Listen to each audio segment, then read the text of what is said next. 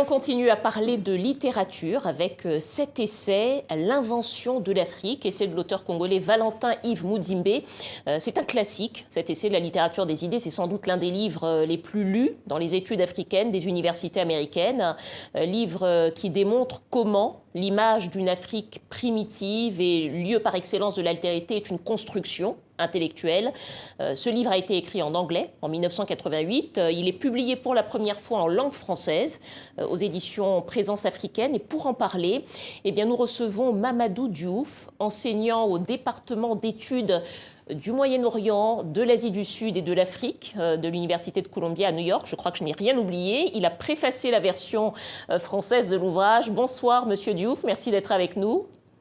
Bonsoir, madame. Merci de l'invitation. Alors, l'auteur de cet essai, Valentin Mudimbe, est un essayiste et un romancier qui est bien connu des lettres francophones. Il est originaire de la RDC. Pourquoi est-ce que ce livre a été publié en anglais et pourquoi est-ce qu'il est publié seulement aujourd'hui en français? Pourquoi il est traduit aujourd'hui, seulement aujourd'hui? Je ne pourrais pas vous donner une réponse, mais ce qui est clair, c'est que ma génération, si vous voulez, d'intellectuels africains, beaucoup d'entre nous se sont battus pour que ce livre puisse être traduit et puisse être présent dans l'espace intellectuel africain. Et ce qu'il faut comprendre, c'est que Mudimbe enseignait dans une université américaine et vivait donc dans un contexte où la langue qui est utilisée est la langue anglaise. Mais il est intéressant de noter que l'invention de l'Afrique est en continuité avec un livre qui publie en 1982, L'odeur du père. Et c'est sur les limites de la science et de la vie en Afrique noire. Et il est intéressant de voir que l'invention de l'Afrique, publiée en 1988, va être suivie d'un autre livre qui n'est pas encore traduit, qui s'appelle The Idea of Africa. Donc, ce sont ces trois livres qu'il faut prendre pour voir que ce qui intéresse Mudimbe, c'est de soulever, comme il le dit, les questions qui établissent des liens très complexes entre l'Afrique et l'Occident, qui déterminent les attitudes, les raisons d'être, l'exercice de la pensée et les pratiques de la connaissance.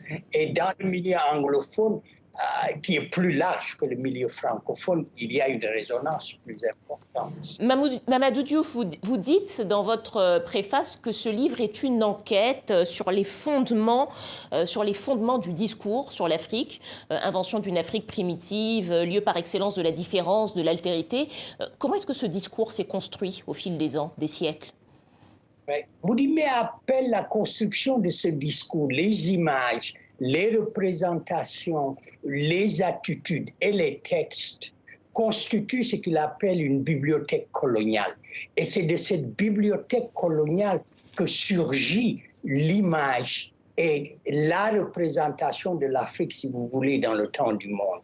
Et cette image, c'est effectivement l'image d'un Africain qui est primitif, d'un Africain qui est hors de l'histoire, et d'un Africain surtout qui est incapable de se prendre en charge. Et non seulement, en fait, cette bibliothèque fixe l'Africain dans le temps et dans l'espace, mais cette bibliothèque aussi lui assigne un rôle et une position dans le monde.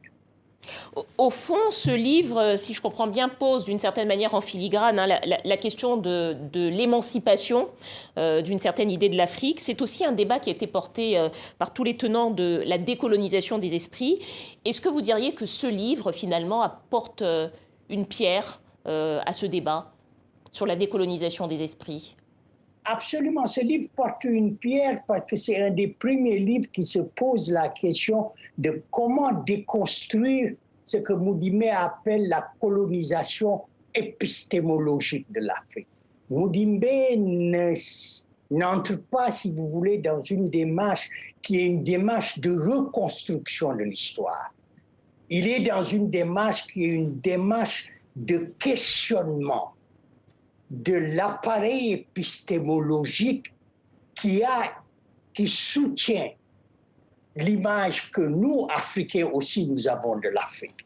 Parce que ce qu'il dit encore de plus important, c'est de dire qu'au fond, on est tellement pris par cette bibliothèque qu'on pense qu'avec cette bibliothèque, même quand on la conteste.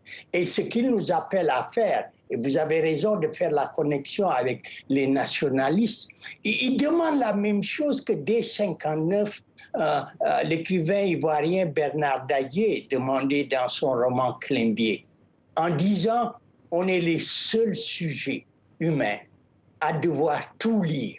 Il faut fréquenter toutes les bibliothèques. » Et Mudimbe insiste sur l'idée de relecture des textes occidentaux.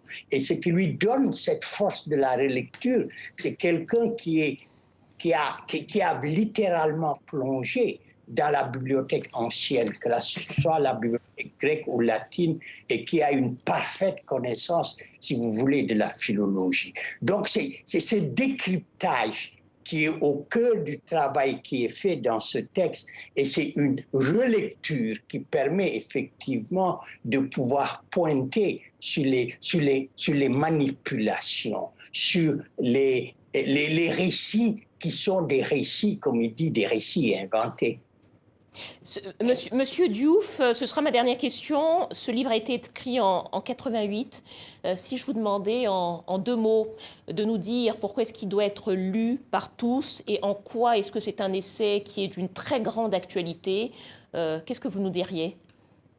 Je dirais que c'est une archéologie du savoir sur l'Afrique et qu'aujourd'hui, toutes les discussions, si on suit la trajectoire qui est la longue trajectoire des débats sur l'Afrique, que ce soit les débats des non-africains, que ce soit les débats des Africains, le détour sur la philosophie africaine, etc. La question, c'est de produire un savoir pour l'Afrique, par les Africains, mais dans l'engagement avec le monde. C'est pour ça que j'insiste, et c'est ça le grand intérêt de ce livre. C'est un livre qui interroge l'image de l'Afrique produite dans le temps du monde. Et comment les Africains eux-mêmes s'engagent, sont engagés dans ce même travail. C'est une véritable opération de déconstruction et de reconstruction, ce que Mudimbe annonce déjà dans l'odeur du père. Merci à vous. Merci beaucoup, Mamadou Diouf, historien, philosophe, enseignant à l'Université de Columbia à New York. Merci de nous avoir parlé de l'invention de l'Afrique du Congolais Valentin Mudimbe.